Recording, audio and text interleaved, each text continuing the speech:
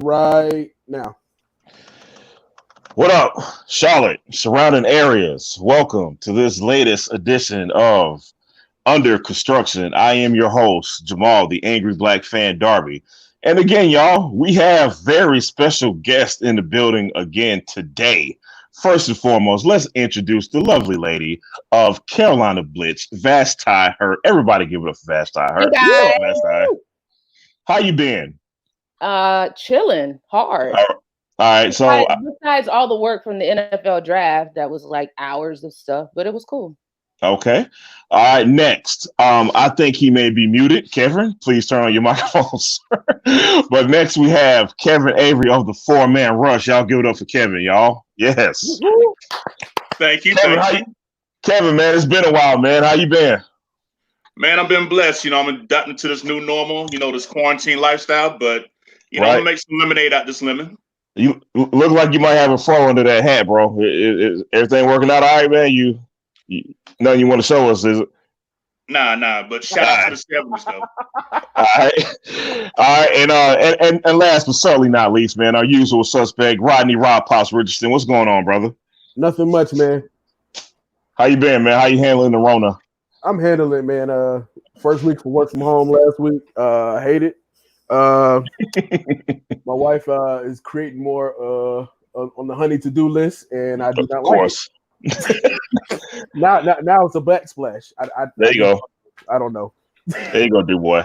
All right, man. So we're gonna jump into it, man. We all know why we're here. In case you're under a rock, man, the NFL draft, the NFL held its actual annual draft last night, a virtual draft at that, because of the current situation with the coronavirus. Before we get into these picks, I want to ask everybody, how do y'all feel like the NFL pulled off the virtual draft? We'll start with you, Vashti. I actually liked it better than the regular one. Better than the regular draft. Yeah, I actually did. It just shows you don't need all the fireworks and glitz and glamour. It's nice to see the guys walk the red carpet, and I know the guys like to wear their outfits and stuff.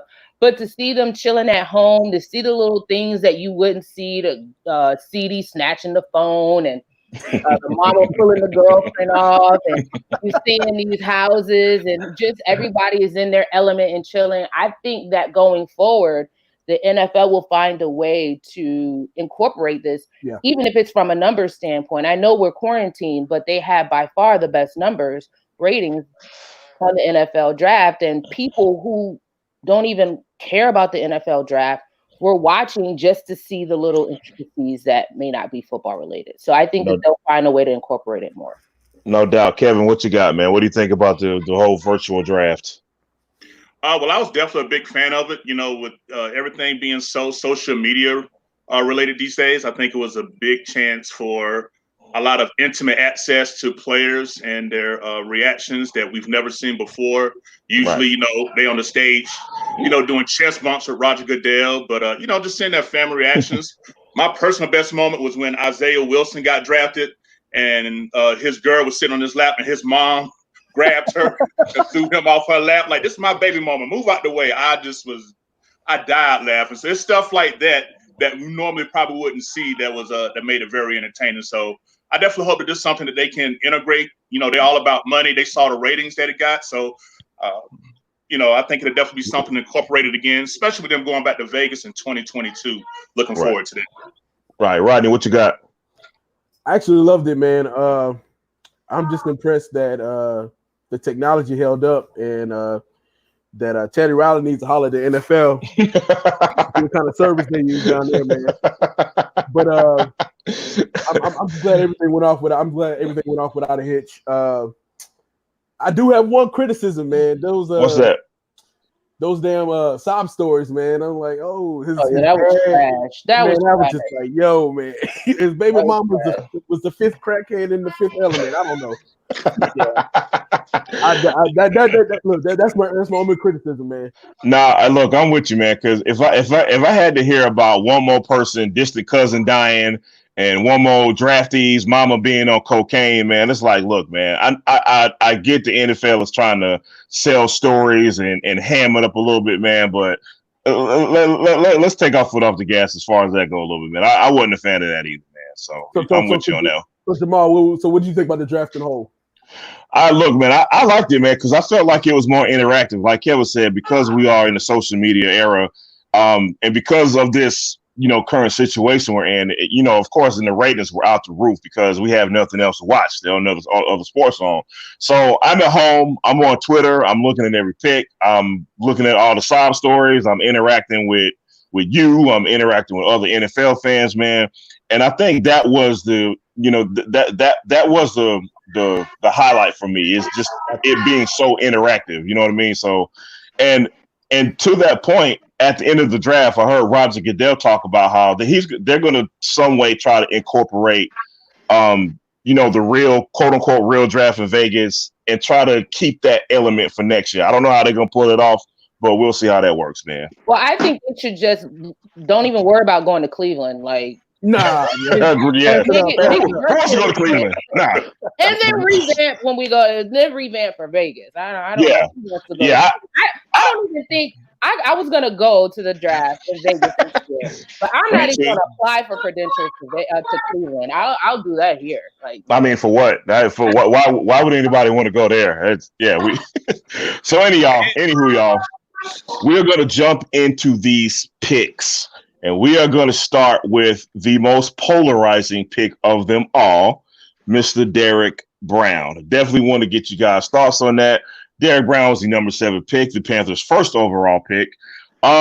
Little controversy there because a lot of our fans felt like Isaiah Simmons was there for the taking, and we should have drafted Isaiah Simmons, but we ended up with Derrick Brown, who I feel probably may be the best fit, but not the best talent. Kevin, we'll start with you. What do you think? Well, ever since early October, I was following Derrick Brown. I was a big fan of his. I love SEC football. First of all, I think that's the best brand of college football to watch every Sunday. So I definitely just like the versatility that he shows from a football point of view.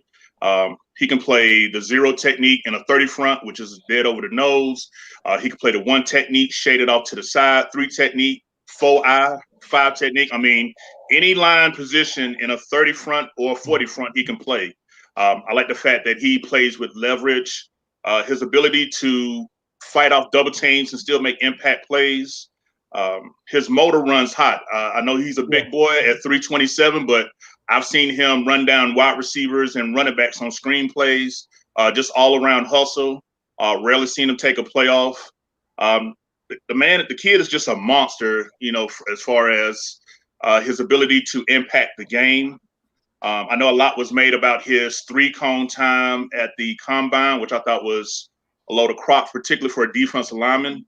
Right. You watch on film, you should watch him do the 3 lineman drill, because how many times was he blocked by 3 linemen and still making plays, So I just think overall his position flexibility, his ability to impact plays, not only in run blocking, but pass blocking as well. I know some of the knock has been, well, he's not that good of a pass rusher. Well, I looked up some stats here.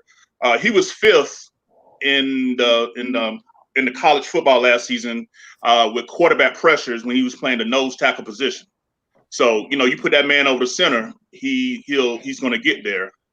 He may not have the most impressive pass rushing moves, but overall he's more balanced in his abilities than was being put out there. But overall, I think he was a solid pick. My favorite pick. I wanted in the draft. I'm glad we got him. A top 3 player at 7. Yeah, I'm excited. Vashti, what you got?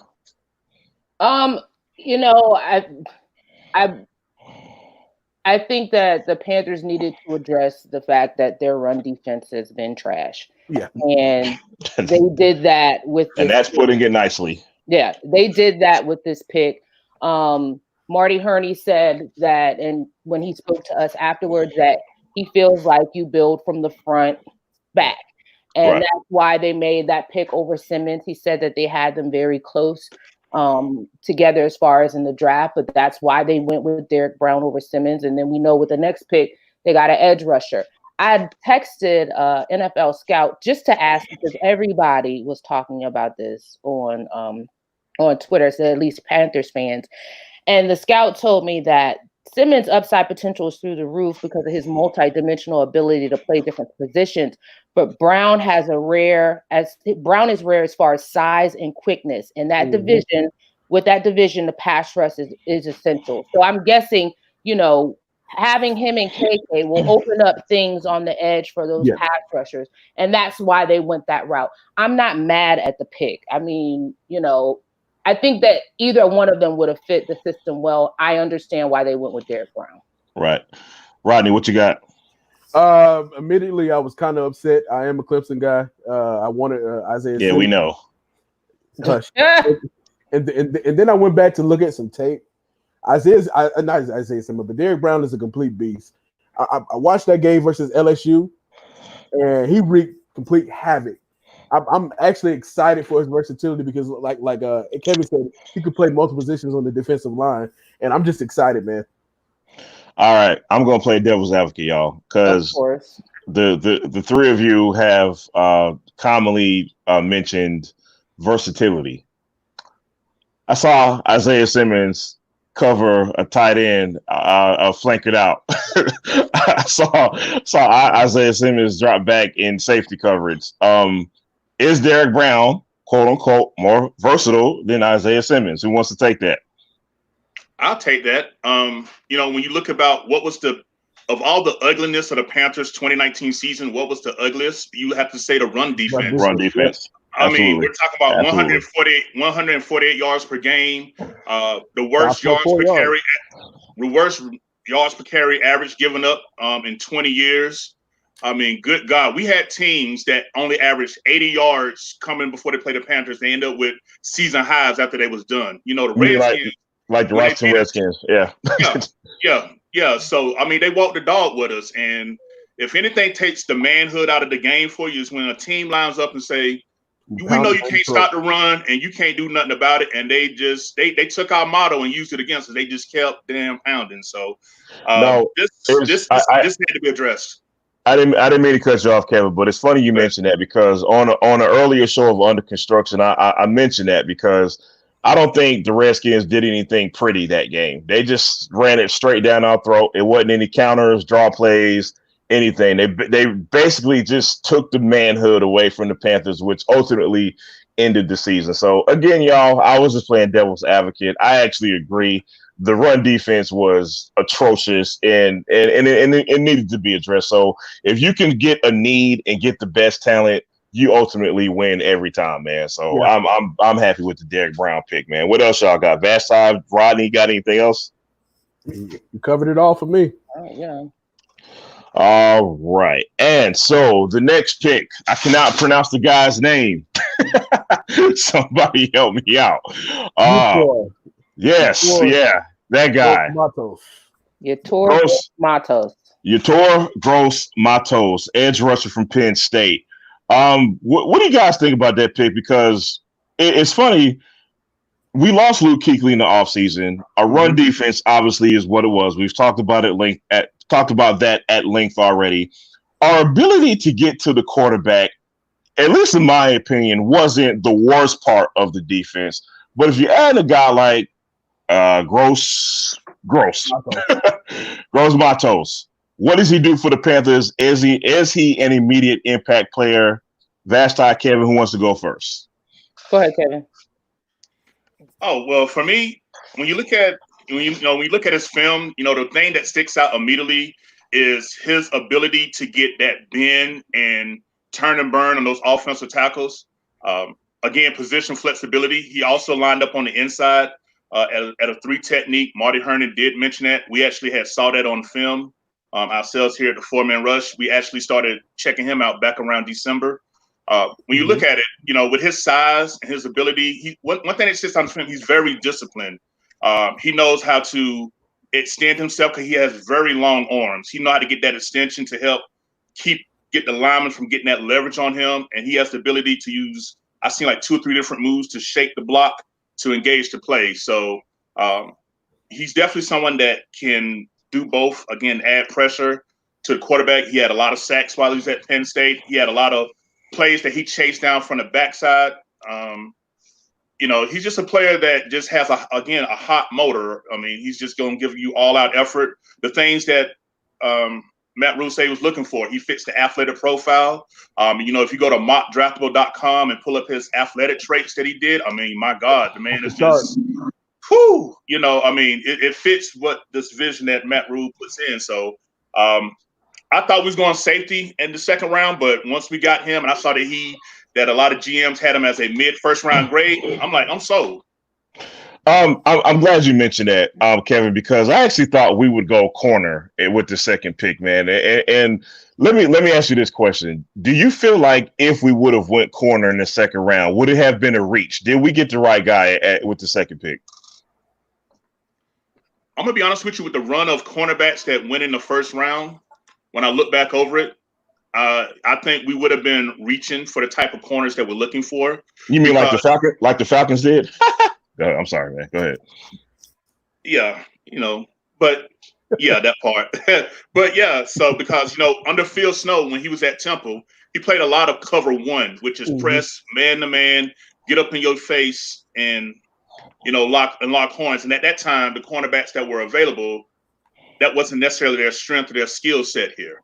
Right. So at the point, and if you got a chance to get a mid-first rounder early in the second round, again, BPA. You got to do it. You don't reach for need, you reach for talent. And when you're doing a rebuild, the object is to acquire talent that's going to help your team in the areas that you need. And I'm excited, because when you look at that defensive front now, who are you going to double?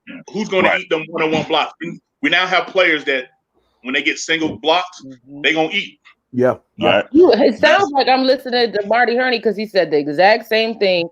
That you do not, they did not, as part of their drafting plan, did not want to have to reach for a guy or reach for a need. They had a very structured plan, and if a guy was there, they would pick him. But basically, the draft fell how they thought that it would fall, and they were happy to get Gross-Matos.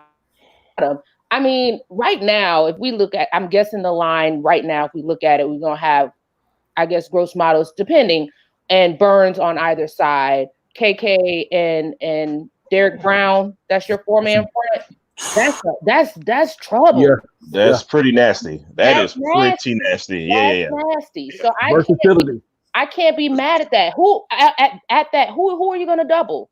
Who are you going to double? Like you said, somebody is going to eat, and it just, I think that as you're looking to build and grow, and everything that I heard from Rule and Hurney was that they liked Gross-Matos, that he's still so very young.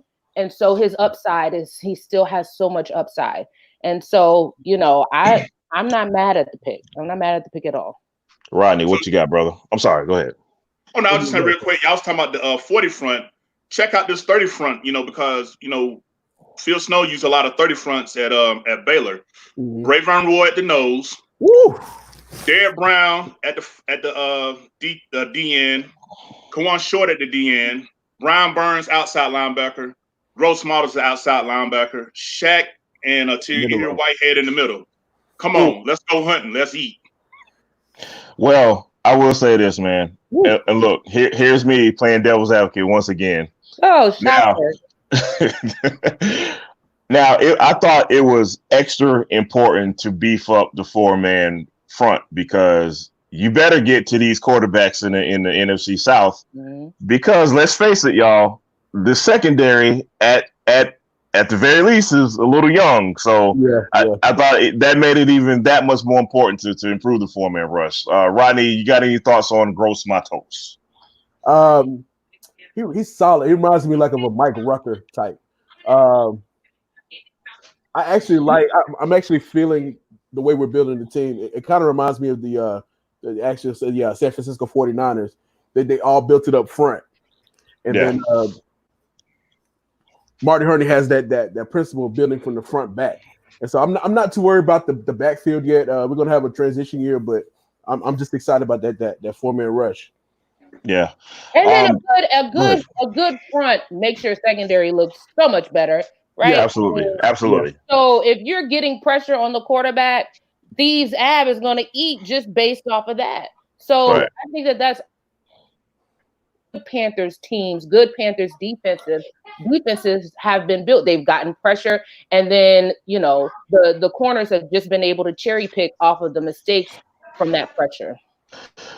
Kevin, I want to ask you a question, man. Sure. One thing that used to aggravate me as a Panthers fan is the constant subbing out between Mario Addison and Wes Horton. It was like one guy you put one guy in to rush the quarterback, you put another guy in to stop the run. Right. Is Gross-Matos the guy that you say, okay, he's going to play the majority of the snaps? Is he that guy? He's that guy that when you put him in, he's, as I stated earlier, he's able to play both run and the pass because everybody in the world knows Wes Horton is just a run stopper. Right. He had a few pass rush moments later on with the Panthers, but overall, he was run. So with a guy like Gross-Matos, he's going to allow you to provide that ability to be able to defend both run and pass. Because if you put Mario Addison in, you're going to audible to a run. And if you put Wes Horton in, you can see that and adjust, change the audible to that. So with the players that we got now, we can do it all. Well, I feel like we have the potential and skill set once it's developed under Rule and Snow to be able to do it all. So Gross-Matos, he's a player that you can't just assume that he has a weakness that you can attack. Now you can try your luck, right. But based on what we saw on film at Penn State, his ability to shed blocks, and another thing that we struggled with was gap integrity. Yeah, that used to absolutely. hurt my nerves. I mean, I used to see our defensive ends be 5 yards out the way, and it's just open lanes. Like I felt bad for Luke Kuechly last year because he's making tackles 5-6 yards down the field. Yeah, he got 12 tackles, but a lot of them were beyond 5 yards because we wasn't maintaining our gap integrity. Personally, I told the guys in the 4-man rush chat, I hope this draft make Luke consider coming back. he see Derek Brown and he see Kawan Short. Hold on, let me put this fishing rod down. Let me hey, Chapel, let me holler at you, player. Hey, look, we can all dream about that one, man. Right. All right, so one last thing I want to mention about Gross-Matos is the return of Kawan Short. How much is that going to help Derek Brown? Well, not just Derek Brown, but just the rest of the defensive line. Who wants to take that one? I'm just kind of skeptical how he's going to come back from injury, man. He's 31 years old. To me, it's just a kind of a wait and see approach. Vashti, what you got? I didn't really, he was not one of the guys. I saw Cam Newton in the locker room injured more than I saw Kawan Short last year. Right. So, and maybe it's based on their presence and meaning to the team. I have no idea. But every guy comes back from injury differently, but also will he have that drive? Like the older guys, they don't want to go through a quote unquote rebuild. Like that's not what they want to have to deal with. They don't necessarily want to have to go out and, mentor young players and do the rah-rah and, play that old head role. If he embraces that, I think that will be good for the Panthers. It's just whether he'll embrace that role or not. Right. So basically, it may be the difference between 131-year-old getting a contract versus another one getting another 31 getting a contract. Is that what you're saying? Oh, yeah. Okay, sorry. Moving on. All right. Lee, they could have I don't understand it. Like the Panthers really could have been contenders if they had just. Well, we'll save that for another show. So moving on. Moving on to our next pick. Now, here's what I thought. Okay, so I'm thinking, all right, with the second pick, we're going to get a corner. With the third pick, we're going to get a corner. But no, we actually go safety. Jeremy Chinn. Who knows anything about Jeremy Chinn? Kevin, start us off, man. What do you think? What do you like? What do you know about Jeremy Chinn from Southern Illinois? Wow, Jeremy Chinn. To sum it all up, when watching him, he is a ball hawking hit stick. He's a player that when we posted a 4-man rush, and to the demise of a lot of Clemson fans, because they was in my inbox mad because I posted it. But I did a side-by-side comparison of strictly their athletic traits and how they measured out. Equal. Now, I'm not saying they're the same player. I made sure I put a disclaimer. I'm just saying athletic traits and the different positions that they played. If it helps, just call him Isaiah Simmons light, if that'll help you out. But yeah, we're talking about a guy that, we're 6'3", 220, runs a 4.4. He's a hit stick, because when he hits you, you feel it. But he also makes plays in the passing games, 31 interceptions, 31 pass breakups. Of all the safeties that was drafted, he had the second lowest target completion percentage of all the safeties drafted. That means when his man was targeted, he pretty much shut it down with his play.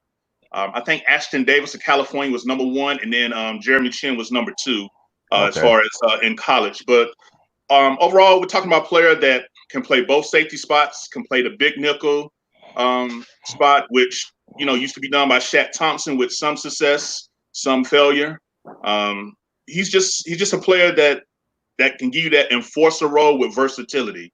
With the NFC South, you think about who we line up against. When they want to roll tight ends in the slot, want to run running backs in the slot. This is your answer right here. This is your answer for Gronkowski in Tampa Bay.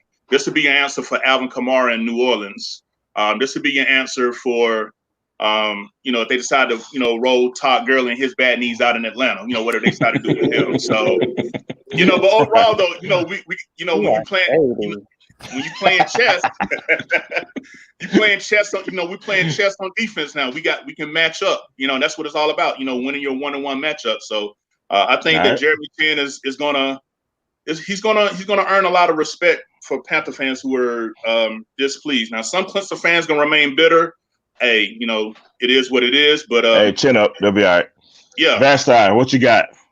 I didn't know who this guy was when they drafted him. I don't think anybody knew. But then we didn't know who Luke Kuechly was. Well, I did, but okay, that's whatever. I try to tell y'all. Whatever. Did you like that pick originally? Yeah, I did. I did. Now, to be fair, I preferred Fletcher Cox, but that's who I wanted. Okay. But I told everybody, I said, we are not getting a bad guy with Luke Kuechly. I told everybody that. Fletcher Cox, Mr. Steal Your Girl. Right. But to a lot of what Kevin said about, excuse me, God, I can't talk, about Jeremy Chin, I think he can be everything kind of back, kind of secondary guy. And what I mean by that is you can bring him up in the box. He can cover receiver sometime. He's the answer for Alvin Kamara, like Kevin Avery said. Not to say that he's Tyrann Mathieu caliber. I want to make that clear, but he's just the Tyrann Mathieu type of secondary guy that this team could really use. Rodney, you got anything to add to that? Hey man, Kevin said it. Isaiah Simmons light. Well, I'm with it, man. I got no complaints. I have a question. How many times y'all think we're gonna mention Isaiah Simmons in this podcast? That's y'all. Y'all got. Hey man, look. I'm a Clemson guy, man. I gotta support my people. Oh man, we'll try to move on, man. So moving on to the next pick, man. A guy out of South Carolina, Mr. Troy Pride Jr. from Notre Dame, the cornerback that I said finally we're going to get some secondary help, because I was a little worried that we were just going to ignore a cornerback position in this draft. But we did come with Troy Pride Jr. from Notre Dame. I like him on tape. I think he's just a guy who gets it done. Vashti, anything on Troy Pride that you saw that you liked, or? In speaking to him right after the draft, he's a very confident guy. He's already talking about, burning these dudes in the 40, and you got some fast guys at Carolina. And as a rookie, for him to kind of have that swag about him, I like it. Well, he should, because he runs a 4.4, so yeah. he should. He has that confidence that DBs need. Plus, he says that he has a chip on his shoulder because he went in the 4th round. He didn't feel like he should be a 4th round guy. So you got a guy who has talent. He has a chip on his shoulder. He seems like a mature player. I mean, the Panthers definitely needed help at corner. I think who was the corner on the roster now? You got Dante, Corn Elder, and Yep, that's it. it was one other guy. But I mean, Cole Luke. Oh yeah. Yeah, there you go. No, nothing else needs to be said. But So a Notre Dame alum, though. Hey, Vastide, does Troy Pride remind you of a former Carolina Panther? Are we talking about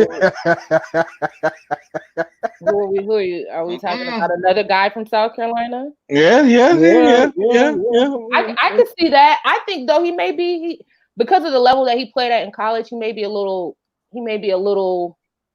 further ahead than Gotcha.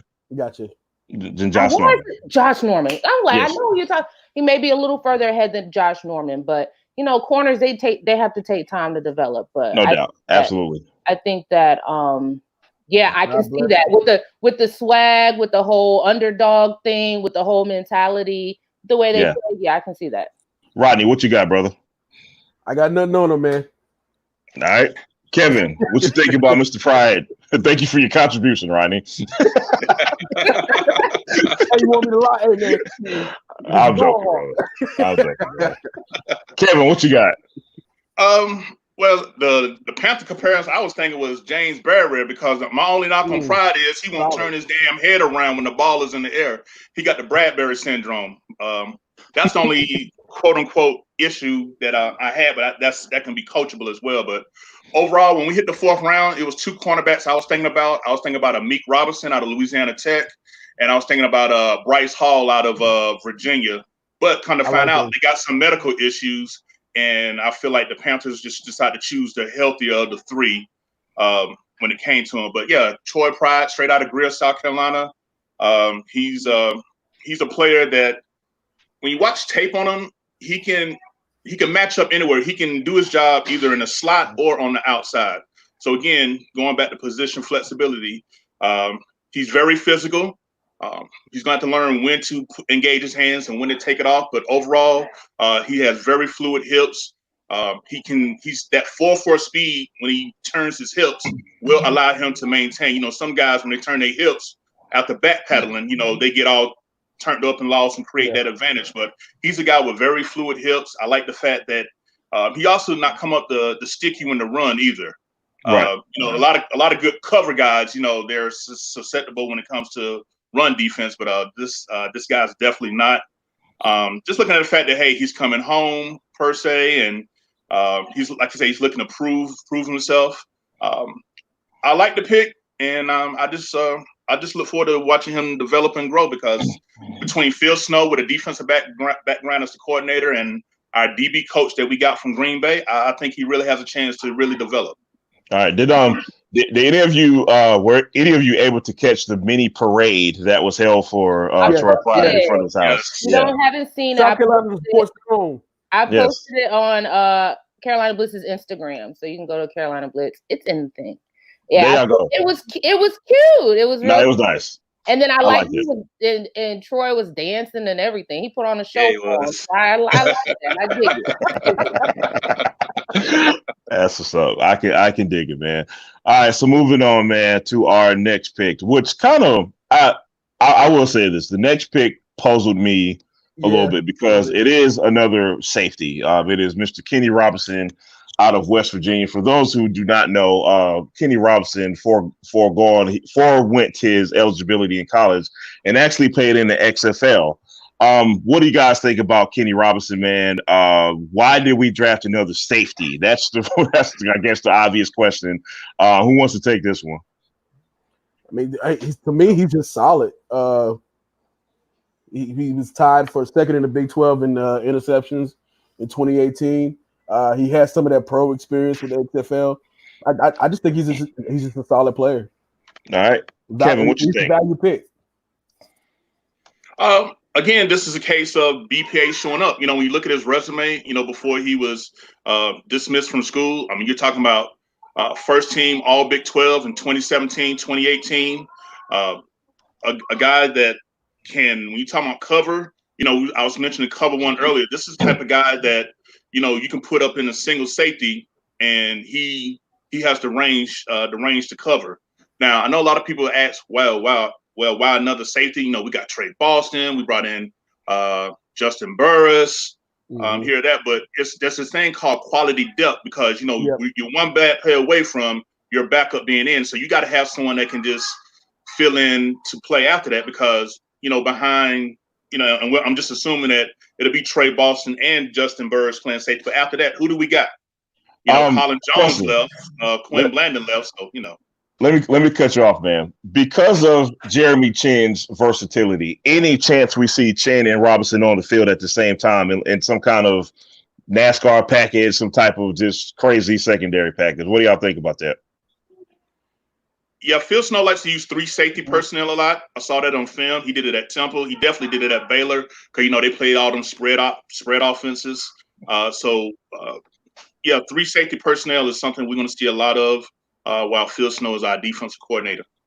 Also, they talked about, and Bravion talked about this, about how they like to substitute people on defense constantly, so that they constantly have fresh bodies. You may not like that, Jamal, because you were talking about how. Well, let me be clear. I didn't like it because one guy couldn't do one thing and the other guy could. That's why I didn't like it. I like the concept of fresh bodies. Okay. I just don't like it when you got one guy who can do 50% of the other thing the other guy can't do. But go ahead. I didn't mean to cut you off. No, okay. I have to take a little. But yeah, of course. So I think that Rule thinks that a lot of these guys are going to be versatile. So I don't know if just because you may have drafted him at safety, is he going to stay in that safety role? Right. How are they going to use these guys? So that, I wasn't mad at the pick. I was mad at his Wi-Fi. Like I don't know where he was. we had to do a conference call with him because the Wi-Fi was so bad. But other than that, and he's mature. He seems to have learned from everything. And then I think the XFL for him, and for also probably a lot of guys, he's mentioned how it allowed him to be a professional. In college, they baby you. They baby you a lot. Everything is done for you. You have a very strict schedule. And for him, he said that going to the XFL, he had to grow up and be an adult, because nobody was, this is what time you got to do this, this, and this, and this, and that. So hopefully there'll be maybe another league that is successful that allows guys who may not be, college type guys, or may have issues like he had, where he got expelled for academic issues, to be able to continue to take a route to the NFL. Right. All right. So and then also, Jamal, I can see Chinn playing some outside linebacker too. Yeah, that's kind of what I'm getting at, man. I just think there are going to be some crazy packages that we throw out defensively, and it'll kind of allow for two or three safeties to be out there. So it'll be interesting, man. I'm looking forward to that. And matter of fact, I think it'll be a welcome change defensively to see that, man. So we obviously got to try something new from this atrocity that we saw last season.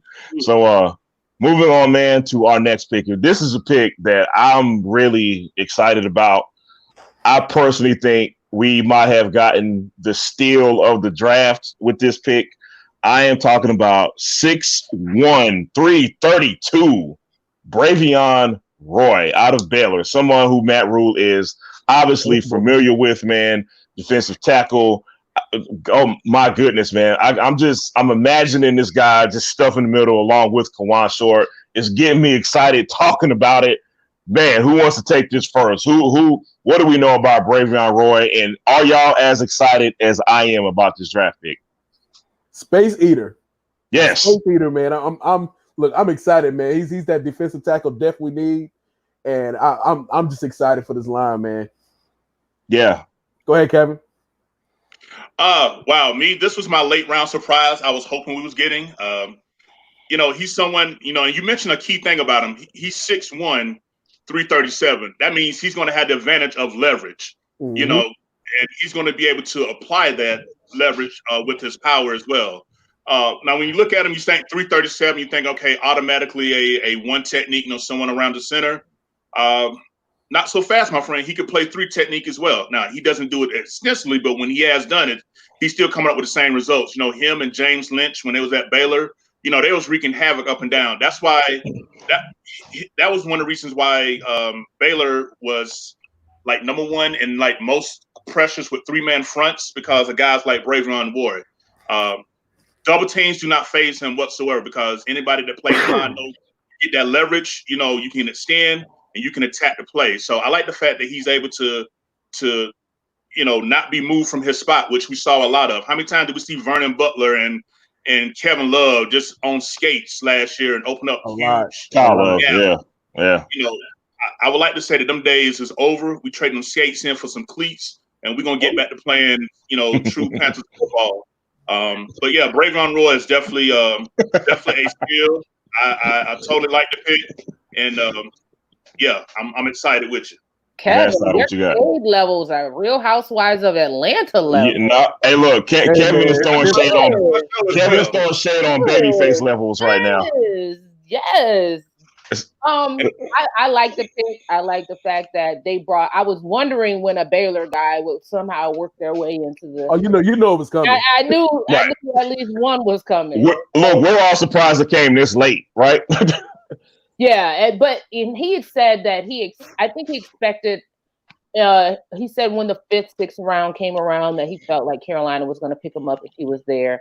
He spoke very highly of Matt Rule. Of course, it's always good to have a guy who's familiar with your system in the locker room. And I like that they're adding depth to that defensive line. I mean, he said it. Defense. I mean, the game is built around passing offenses now, but defense still wins championships, a la Super Bowl 50, Panthers versus Broncos.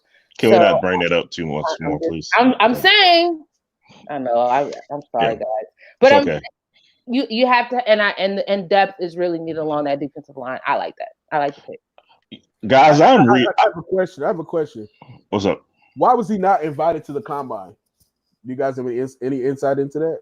Not sure. No, I mean Matt Rule just said he wasn't invited to the combine. Period. He felt like if he were invited to the combine, or if they had a pro day, but since pro days were canceled, he felt like that's why he kind of fell in the draft, because people didn't, scouts and teams didn't get to see him. But he just was one of those guys who didn't get an invitation, and because he didn't have a pro day, I think that the Panthers were able to benefit from him not getting picked up earlier. Go ahead. No, I was going to say that makes it even weirder, because there was a spring workout that he had where he ran a 4.49. Let me repeat. This 6'1", 337 dude ran a 4.49 in the spring workout and didn't get invited to the combine. That's just extra weird. But Kevin, what were you going to say? I was going to say another fact that we came across with the 4-man rush was the fact that after the Big 12 championship, he had surgery, a little small procedure, but he still came back to play in their bowl game. Yeah. And that was another thing that possibly could have been the reason why he wasn't invited for medical reasons. I'm not sure, but anybody else would have took it easy and not played in a bowl game, so they won't hurt their draft stock. But I just like the fact that the kid just refused to take it down, refused to lay down about it. So I like that. He mentioned, he was asked that, and he mentioned how there was no way that he was not going to be there with and for his teammates if he could be. So, yeah, I can dig it, man. At least we know he won't be getting thrown through windows and stuff like that. Anyway, so moving on, our last pick, which is the obligatory boom or bust pick, the project, if you will say. Stanley Thomas Oliver, or is it Olivier? We'll go with Oliver. Oliver. All right, corner out of FIU. A very raw pick who has all the physical skills, but is still learning the position.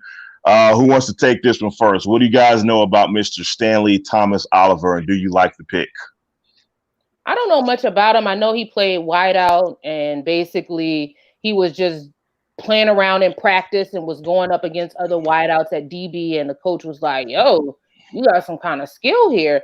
And then they lined him up at DB, and now he was drafted as a DB. I think that probably being a wide receiver and maybe knowing little small nuances will help him.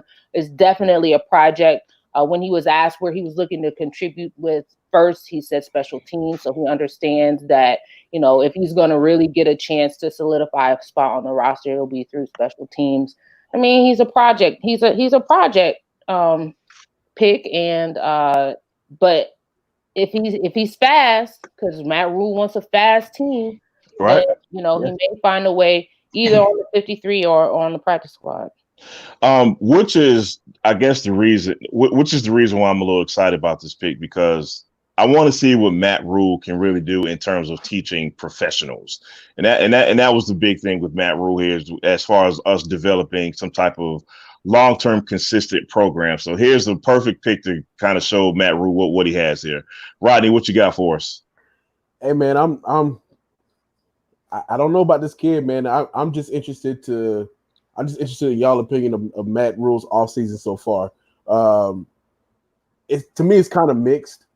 I just don't know about a college coach, but I just want to know what y'all opinions are on Matt Rule thus far. We're gonna get to that really soon. Trust me, we're gonna get to that, brother. Kevin, I don't know about the kid, man. I don't know. No, I mean, look, he comes from FIU. Look, FIU. No, I'm not. Well, no. I'm saying there's not one person on this panel that was like, man, I gotta go home and watch the FIU game. So, hey, man, it's understood, man. Florida State's like FIU, right? Ooh, boy, enjoy your time with Clemson, boy. That's all I'm gonna say. Enjoy your time, Kevin, man. What you got on Stanley Thomas Oliver, man? Well, what I was able to gather, because he was someone I can honestly say I didn't have on the radar as players that we were looking out for. But once he was selected, the brain went to work. Again, we're talking about another 4-4 guy here. So again, sticking with the speed aspect, some of his strengths that we found out was we was talking about Josh Norman earlier. He has very long arms and length, like Josh Norman. Great recovery time. He used his time at wide receiver. He understands pattern matching and what moves the receiver is going to do. He's someone that's a little raw because he's only been doing it 2 years, but he plays with a lot of gut and heart. Saw a little bit of film on him for about 20 minutes. Believe it or not, for his size, he will sacrifice his body to the stuff to take on blocks and set an edge. He's not a guy that you just run at and just think he's going to shy away.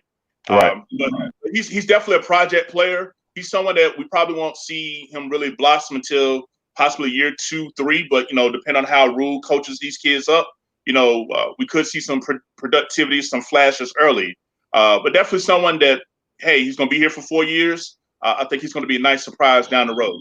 I am glad you mentioned that, because here is a question for all of us. And before you said that, I was actually going to ask you or Vashti, just by default, could this guy be our starting nickelback? Just by default, just because there's, we haven't hit the second wave of free agency, so to speak. We all know the Panthers like to dig in that second heap to get their free agents, so we don't know how that's going to turn out yet. But again, just by default, is there any chance we see somebody like a Stanley Thomas Oliver starting at nickelback this season? I don't think so. But you don't think so? No, I don't think so. Right. Kevin? Because this is only second year playing cornerback. I mean, nickel cornerback is a beast. I don't think he's going to. Based on what I see, I don't think he's going to be ready. Now, he has potentials and some tools to be groomed, but to throw him in there opening day on 2020, if there is a season, I can't see it right now. So that begs the question: who else? Is it Cole Luke? Who's it going to be? We're very thin at corner, so go bargain bin shopping soon. Right. Yeah, I mean, Marty Herney said they're nowhere close to being done. Okay. As far as free agency is considered, and not even just undrafted free agents, but free agents in general. So, I mean, we'll have to see what they're gonna do to put this team together. Vashti, were there any specific names mentioned as far as free agents that we could be targeting? Definitely, no, they were not. Okay. Not. But he did mention that it was not their intention to go all defense. as far as the NFL draft was concerned. That I find that a little hard to believe, but go ahead. This is what Hurney said. They did not go in with the intent to go all defense. There were some picks where they had an offensive guy first, but that guy was taken. When asked about specific positions, he said they were looking at O-line and tight end. But when it came time for their pick, whatever guy they were looking at was already selected. So they ended up going next on their board, which was a defensive player. Speaking of tight ends, Mr. Thaddeus Moss was not drafted. Kevin, any intel on why that might have been the case? And could someone actually, I think he got picked up by the Redskins, if I'm not mistaken. He had an injury, I think. Foot injury, yeah. He had a what they call a Jones fracture to his right foot. Yeah. That's what scared off a lot of teams about him. Was that Jones fracture? And as we know about fractures to foot, you never can tell. Personally, I'm rooting for the kid, even though we didn't pick him up. But yeah, the Jones fracture is what scared teams from drafting him because he's still recovering from it. Gotcha. Speaking of NFL free agency, I'm sorry, y'all. Look, man, it's a hot topic. I gotta ask, where's Cam Newton going, man? And why is he not signed yet? Well, because Cam Newton is not going to do Jameis Winston thing and play backup. Oh, I totally agree with that. Right? So, wherever Cam is going, he's going to be a starter day one, period, point blank. And I don't think that he should settle for anything less. That's why I think he isn't signed yet. And then now with the Chargers going QB, with Miami going QB, it's just a question about whether, I don't know, what other teams you got. New England, which is hot on the radar. Maybe Jacksonville, maybe Chicago, if they end up moving on or coming to the realization that maybe Trubisky is not that deal. But I really don't know. I hear that there's some like news that's really gonna hit and shock people. I'm waiting on it to come out. I'm waiting on my girl to break the news, but she hadn't told me what it is, so I don't know. Rodney, what is your opinion? What do you think Cam goes? Why do you think he hasn't been signed? He was released at a late time, man. Yeah, they messed him up with that. You got to think about that. Like when he was released, the Bears traded Nick Foles for Nick Foles from Jacksonville. Yeah, and all these other places were filled. Like Phillip Rivers went to Indy. I honestly don't know where Cam goes. I could see him waiting well into the season and jumping on the roster mid-season to kind of play that savior role, maybe. Yeah, I think that would be completely unfair, but maybe a possibility as well. Kevin, what you got? What do you think, man? With Cam Newton, I just think that as far as places that he can go to as possibilities, we already mentioned Jacksonville. Because you cannot sit up here and tell me Gardner Minshew can do more for you than a healthy, motivated Cam Newton. You can't sell me that. Right. Not even on my deathbed, you can't sell me on that one. Another spot I was thinking about was Pittsburgh. You look at the history of Roethlisberger. I mean, shout out to Mike Tomlin for getting 8 wins with your 4-string quarterback. Right. Last year, and Roethlisberger, with his contract, it's coming, finna be where they can, be able to move on from him. I think, that would be an ideal spot because I'm a Mike Tomlin fan. I think a Tomlin Cam Newton connection would do well. I think the Steelers fan base would accept, and I think he would fit right in with their with the way that they do things. So. I used to say New England, but Belichick it's been pretty much said that they don't think Belichick would get along with Cam is what they're quote unquote saying out there. But give me Jacksonville or Pittsburgh as far as spots for Cam Newton. I'm glad he doesn't play this season.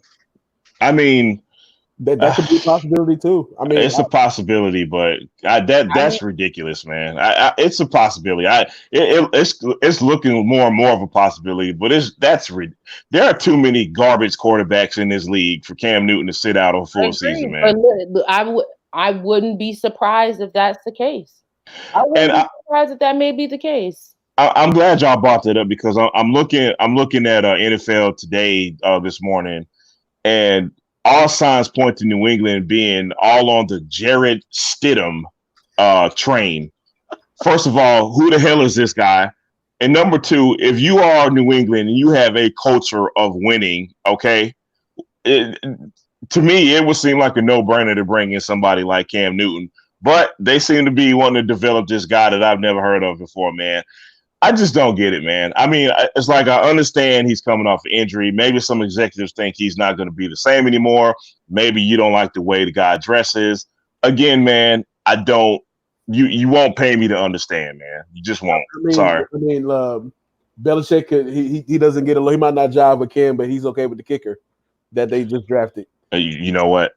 That's another conversation for another day. That is another conversation for another day. But, ladies and gentlemen, we have had a great time here on Under Construction this week, man. I want to thank y'all from the bottom of my heart for joining us today. Y'all have made our show what it is.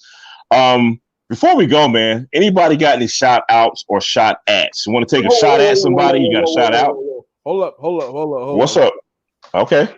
We didn't get their opinion on Matt Rule thus far. You jumping the gun, brother.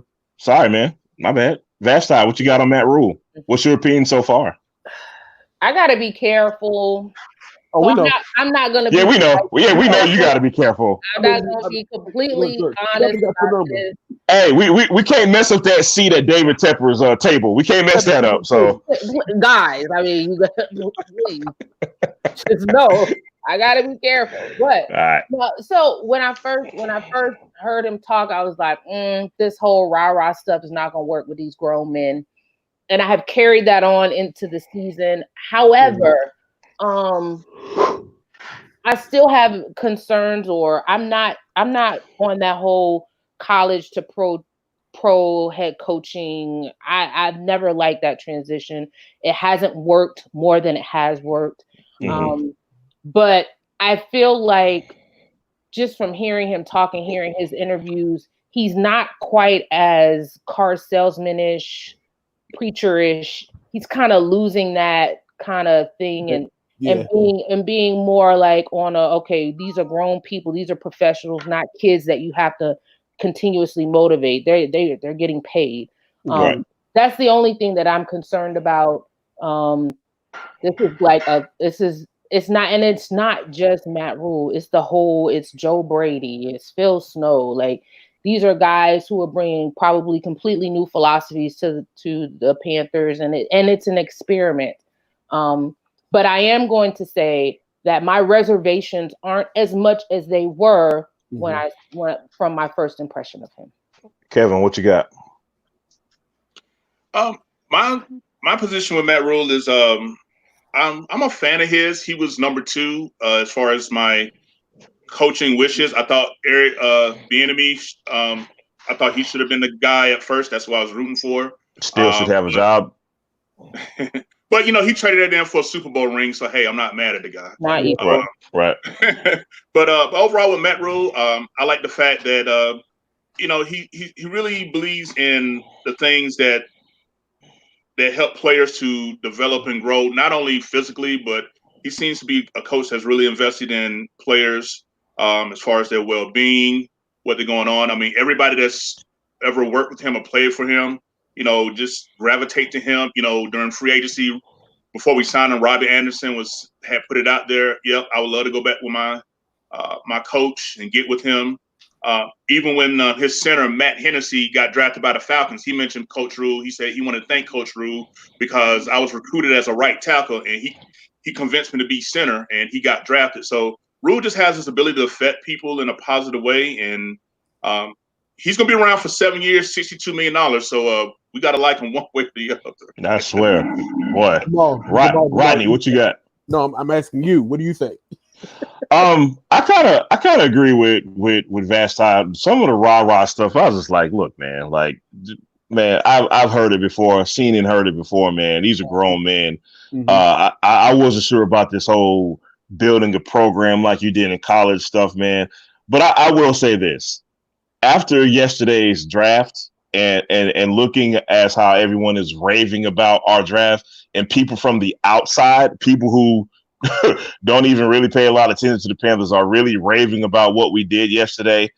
It's kind of slowly changing my opinion of the whole program Carolina is building, because I wasn't on board at first, man, but this draft is kind of making me second guess that a little bit. So are y'all gonna give Marty Hurney a little bit of props here? Because people have been calling for Marty's job for forever. Hey man, look. Come on, guys. I'll say this. Me too. I don't know the dynamic. Look, I quote from Rodney. Marty knows where the bodies are buried. That is a direct quote from Rodney Richardson. So you're gonna give Matt Rule all the props for this draft? And no. But look, here's what I was gonna say. We here under construction have talked ad nauseum about how Marty Hurney nails all these first round draft pick, and for whatever reason after that first round, it's like all these other guys are working at Target right now. So with that being said, it remains to be seen. Let's get at least a full season to see how this young talent plays first, and then I'm gonna be ready to give Marty Hurney his props. Not yet. I ain't ready yet. We ain't played it down football yet. Props already. You get draft class props. That's one half of it. That's one half. We ain't played it down to football yet. Let's get through this season first. Yeah. All right. My issue with Marty Hurney has been, just like you said, the inability to hit after the first round and these backloaded contracts. Shout out to our capologist. I think his name is Samir Suleiman, who David Tepper hired. If y'all notice, all the contracts signed have been very cap friendly. Way better. There's no big number at the end. Flexibility to get away from players before their contract expires without any dead salary cap. Because think about it, we're over $42 million in dead cap this year. Yeah. I mean, good God. I mean, hey, you got to shed the weight to start a new foundation. So I'm be honest, I'm not a big Hurney fan, but I just think that Rule had a lot to say with these picks, because again, you're not gonna pay that man that much money with his scheme that he knows better than anybody else, and he doesn't without have some kind of input. Yeah, no doubt, absolutely. All right, Rodney, is it okay if we move to shout outs now? Do we have that right today, sir? All right. So again, man, thank you for Ms. Vasti Hurt and Mr. Kevin Avery for joining us today, man. It's been a really, really fun show. We'll have y'all back. Y'all are like extended family at this point, man. So with that being said, anybody have shout outs or shot ats? Who wants to go? Nobody has a shout out. Anybody? Kevin, you've been shady all afternoon. I know you got some shade to throw, bro. Yeah, man, throw some more shade. This the segment for it. Nah, I don't have no shade, man. I really don't. I just tell it how I feel it. I just want to give a shout out to everybody, because I got several people that's been hit me up since we've been on that's watching. Thanks to everybody that supports the 4-man rush. No doubt. Up and coming. We officially got trademarked this past Thursday. Nice. Congratulations, man. Congratulations. Yeah. So we're moving up. So hopefully I can earn the right to have a seat by Miss Vashti to help out here, stuff like that. Chill, man. Chill, man. Hey. I want to sit at the throne with the kings. I want to get in there. But overall, though, just want to thank everybody that supports us. We started off 4 guys, and we really have been known. I had someone from Australia hit us up this morning saying he loves the 4-man rush. So I just like the fact that what we do is being recognized and people appreciate it. So thanks to everybody that's listening right now. Appreciate it. Vashti, what you got? I want to shout out my best friend, Tanya, who is a nurse. Hi, Tanya. Nurse and an essential worker during this time. And stresses every day about having to work in this environment. So shout out to Tanya and all essential workers who are out there on the front lines. Shout out to Tanya. Rodney, what you got? Jamal, what you got? Shout out to outlets like 4-Man Rush, Carolina Blitz, even BSO. What? Shout out.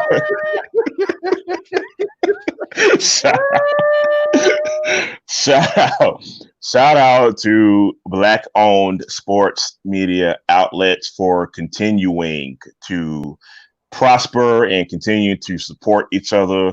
You see it firsthand here. Like Rodney always says, we have a voice. So everyone who is tuning into us to listen to our voices every week, I cannot express how much it is appreciated. I will say it every week until you get it. So appreciate the fans who support Black-owned sports media outlets. Yes, Rodney, sir. what you got? Okay, I got a couple. I'm gonna give a shout out to the DJs who's keeping us entertained. Yeah, no doubt. Ninth Wonder it gives me my life. Yeah, no doubt. Friday night, Saturday night dance parties are lit.